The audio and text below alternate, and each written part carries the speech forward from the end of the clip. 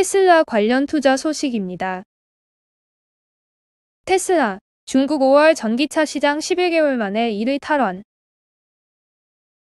중국 승용차 시장 정보 윤석회에 따르면 지난달 테슬라는 중국 공장에서 만들어 현지 고객에게 인도한 전기차와 수출한 차량을 합쳐 모두 33,463대를 팔았다. 이는 4월 판매량보다 29.4% 증가한 수치다. 상하이 공장에서 생산해 유럽 등으로 수출한 전기차는 11,527대를 기록해 4월보다 줄었지만 중국 현지 고객에게 판매한 전기차가 4월 대비 87.9% 늘었다. 지난 4월 2위던 테슬라가 5월 점유율 17%를 차지하며 11개월 만에 중국 전기차 월간 시장 점유율 1위를 탈환했다. 특히 올해 1월부터 판매량 집계가 시작됐던 모델 Y의 5월 판매 호조가 시장 지배력 확대에 크게 기여했다.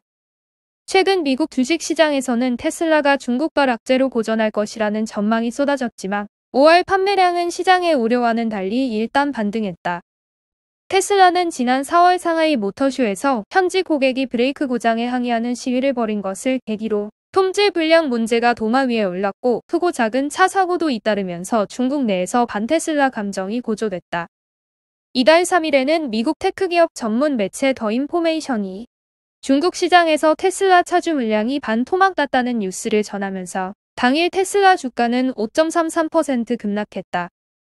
월스트리트 저널은 중국서 생산된 테슬라 차의 판매량이 늘어난 것에 대해 중국 소비자의 반발에도 테슬라의 현지 판매가 회복됐다고 보도했다.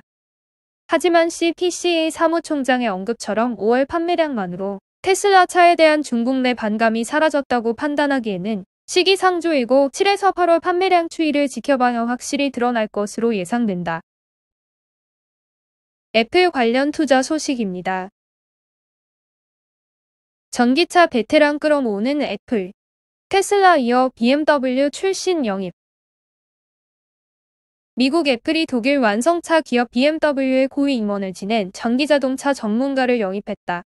애플이 바퀴 달린 아이폰이 될 자율주행 전기차 애플카를 선보이며 시장에 진출하기 위한 포석이라는 관측이 나온다.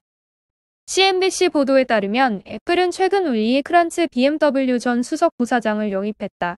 크란츠는 1986년 BMW 입사해 2007년부터 전기차 개발 부문을 이끌었던 베테랑이다. BMW의 전기차 i3와 스포츠카 i8의 하이브리드 모델이 그의 손을 거쳐 탄생했다. 크란츠는 2016년발 BMW 동료 스테판 크라우제와 함께 회사를 나와 중국의 테슬라로 불리는 전기차 스타트업 패러데이 퓨처로 자리를 옮겼다. 전기차 개발에 난항을 겪고 있던 패러데이 퓨처의 구원투수로 등판한 것이다. 하지만 두 사람은 패러데이 퓨처 창립자와 갈등을 빚으면서 2017년 말 회사를 떠났다. 이어 미 캘리포니아주에서 전기차 스타트업 카누를 공동 창업했다. 카누는 지난해 12월 미 나스닥 시장에 상장했으며 내년에 전기 미니밴을 출시할 예정이다. CNBC는 애플의 크란츠 영입에 대해 애플이 테슬라 등 완성차 업체들과 전기차 시장에서 경쟁할 방법을 진지하게 고민한다는 신호라고 평가했다. 애플이 공식적으로 자동차 사업에 뛰어들겠다고 발표한 적은 없다. 그러나 애플이 전기차 시장에 뛰어들 것이라는 전망은 꾸준히 제기되고 있다. 그동안 애플이 자동차 업계에서 많은 인재를 영입했고 미국 캘리포니아주에서 자율주행 소프트웨어를 시험하기도 했기 때문이다.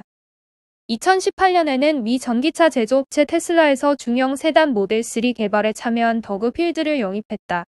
필드는 애플카 프로젝트를 이끄는 총괄로 근무하고 있다.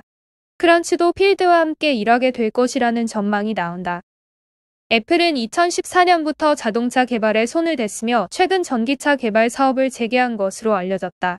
다만 여전히 개발 초기 단계라 실제로 애플카를 출시하기까지 최소 5년은 걸릴 것이라는 관측이 지배적이다. 엔비디아 관련 투자 소식입니다. 엔비디아 AMD 1분기 그래픽카드로 13조 이상 벌었다.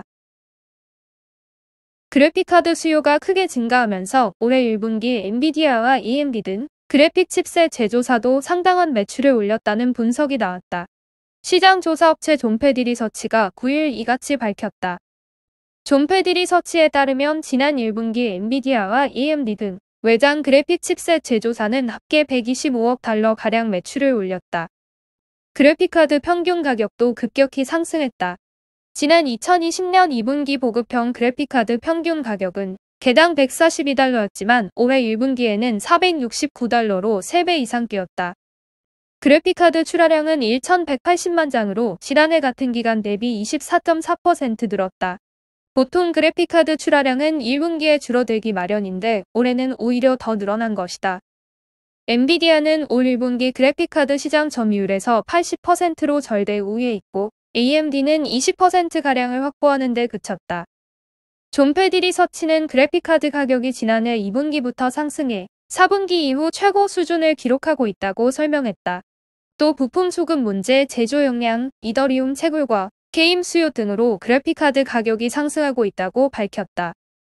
인텔이 올 하반기 출시를 위해 개발 중인 그래픽 칩셋 XeHPG에 대해 존 패디 리서치는 인텔 칩 탑재 그래픽카드가 올 4분기 혹은 내년 1분기까지 대량 생산될 것으로 보지 않는다고 전망했다.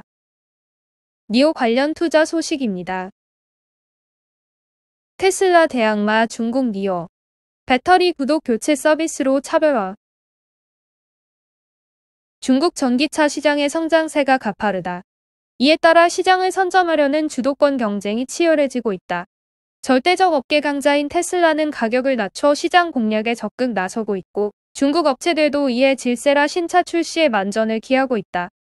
특히 테슬라의 대항마로 꼽히는 중국 전기차 업체 니오에 주목할 필요가 있다. 니오의 판매량은 2025년까지 매년 평균 49% 증가할 것으로 보이고 시장 점유율도 7.6%까지 확대될 것으로 전망된다. 니오는 중국에서 럭셔리 순수 배터리 전기차 브랜드로 안착했다. 신에너지 소요의 전환, 가속화와 럭셔리 제품 수요 증가 등의 중국 내 사회적 변화를 고려할 때 니오의 포지셔닝은 경쟁력이 높다. 니오가 속한 BEV가 중국 내 전체 BEV 판매량 증가를 견인할 것으로 보이고 2025년에는 현지 시장에서 BEV의 판매량이 420만 대에 이를 것으로 예상된다. 또한 중국이 부유해지면서 럭셔리 제품에 대한 니즈가 늘어나고 있는데 BEV 시장에서도 럭셔리 모델에 대한 선호도가 점차 높아질 것으로 보인다. 럭셔리 차량에 대한 구매자의 선택지는 아직 부족하다. 테슬라 아니면 니오다. 이런 측면에서 향후 니오의 성장이 기대된다. 니오는 SUV에 이어 세단 시장도 노린다. 초반에는 SUV를 바탕으로 BEV 시장을 공략했다면 내년부터 ET7 출시를 통해 규모가 더 큰 세단 시장에 진입한다. ET7 판매 시작과 기존 SUV 모델 판매 호조에 따라 매출 성장이 기대된다. ET7은 43만에서 50만 위안대의 럭셔리 세단이다. 배터리의 생산부터 재활용까지 배터리 기반의 풀서비스인 바이스 가입 시 가격대는 30만 위안 후반대로 내려온다. 경쟁 모델은 테슬라 모델 S와 샤오펑의 P7이다. ET7은 모델 S와 견줄 수 있는 성능을 갖췄지만 가격은 훨씬 저렴하다. 반면 P7은 가격은 저렴하지만 스포츠 세단이다. 내연기관차 경쟁 모델은 BMW 5, 벤츠 E클래스, 아우디 A6 등이 있는데 이들의 잠재 고객군이 향후 BEV로 전향한다면 ET7이 최적의 대안이 될 수 있다. 소비자들이 전기차 구매를 주저하는 가장 큰 이유는 충전 인프라의 부족이다. 1회 충전 시 주행 가능한 거리를 늘려도 불안감은 아직 크다. 하지만 니오는 차별화한 충전 편리성을 제공해 고객 경험을 향상시켰다. 니오의 차량은 배터리 교체 스테이션, 이동식 차량 충전 서비스, 슈퍼차저와 공공충전소에서 충전할 수 있다. 니오는 배터리 교체 스테이션을 연말까지 500개로 확대할 계획이다. 전기차 구매를 주저하는 또 다른 이유는 비싼 가격이다. 니오는 전기차 가격에서 큰 비중을 차지하는 배터리 비용을 구매가에서 제외하는 BaaS를 론칭했다. 그 대신 구매자는 매월 배터리 구독료를 지불하게 된다. 구매자는 배터리 성능 저하 오류와 관리 부담을 덜 수 있고 니오는 차량 판매에 한정돼 있던 매출 구성에서 벗어날 수 있다. 니오의 주가는 지난해 급상승했다. 테슬라의 주가 급등에 따른 기대감이 크게 반영됐다. 중국 정부의 전기차 도입 장려 정책, 니오의 판매량 증가 등의 긍정적 뉴스도 상승세를 부추겼다. 현 주가는 금리 상승에 따른 성장주의 조정, 반도체 부족에 따른 생산 차질 우려 등으로 40달러 아래로 내려왔다. 니오의 단기 주가의 상승 모멘텀은 없어 보인다. 하지만 올해 4분기부터 반등이 가능할 것으로 판단된다. 3분기부터 반도체 공급 부족난이 해소되면서 판매량의 증가폭이 커질 수 있다. 현재 월 판매량의 눈높이가 7,000에서 7,500대로 낮아졌지만 4분기에는 9,000에서 1만 대에 근접할 것으로 예상된다. 또한 내년 1분기 출시 예정인 ET7 관련 이벤트가 연말에 개최될 것으로 예상된다.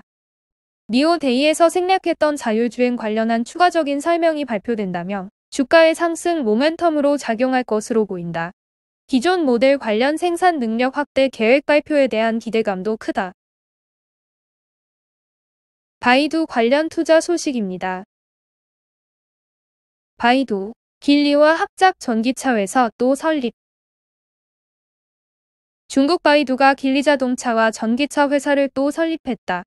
이번엔 IT에 방점을 둔 전기차 회사다. 중국 언론 신징바오는 중국의 기업정보 플랫폼 치차차를 인용해 바이두가 지난 7일 지두커지를 설립했다고 보도했다. 등록 자본금은 20억 위안, 대표자는 샤이핑 지두자동차 대표다. 표기된 사업 범위는 친환경 자동차 완성차 및 관련 부품 기술 서비스, 기술 개발, 기술 컨설팅 그리고 친환경 자동차 및 친환경 자동차 생산 테스트 설비 판매다. 지두커지의 지두는 바이두와 길리자동차의 합작 브랜드명이다. 하지만 이 회사는 바이두의 100% 자회사인 다쯔젠바이루이샹 창업투자관리가 세운 것으로 등록됐다.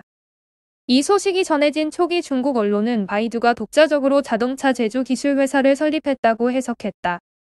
하지만 바이두 측은 이 회사는 바이두와 길리자동차가 공동으로 투자해 설립한 과학기술형 자동차 스타트업이라며 양사가 공동으로 회사를 등록한 것이며 향후의 구체적인 지분 비중과 경영 방식 등 구체적 사안을 공개할 것이라고 밝혔다.